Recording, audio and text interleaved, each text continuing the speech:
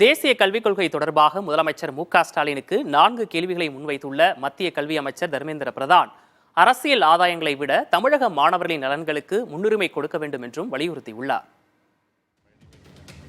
தேசிய கல்விக் கொள்கையை ஏற்க மறுப்பதால் சிறப்பாக செயல்படும் மாநிலங்களுக்கு நிதியை மறுப்பதா என முதலமைச்சர் மு.க.ஸ்டாலின் எக்ஸ் சமூக வலைதளத்தில் கேள்வி எழுப்பியிருந்தார்.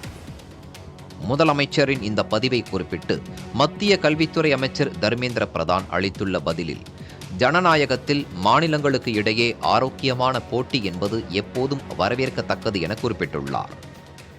ஒரு கருத்தை முன்வைப்பதற்காக மாநிலங்களை ஒன்றுக்கொன்று எதிராக நிறுத்துவது அரசியலமைப்பு மற்றும் ஒருங்கிணைந்த இந்தியாவின் மதிப்பிற்கு எதிரானது என்றும் அவர் தெரிவித்துள்ளார்.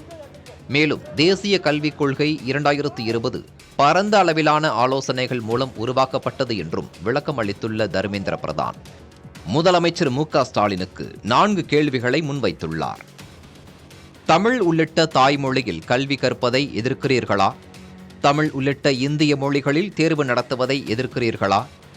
தமிழ் உள்ளிட்ட இந்திய மொழிகளில் பாடப்புத்தகங்கள் மற்றும் உள்ளடக்கம் உருவாக்கப்படுவதை எதிர்க்கிறீர்களா?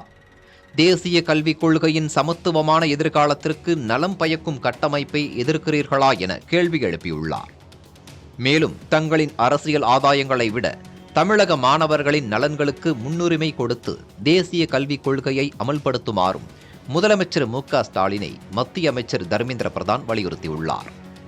இதன் மூலம் தேசிய கல்விக் கொள்கை மற்றும் அரசு பள்ளிகளுக்கான நிதி ஒதுக்கீடு தொடர்பாக மத்திய அரசுக்கும் தமிழ்நாடு அரசுக்கும் இடையிலான மோதல் தீவிரமடைந்துள்ளது.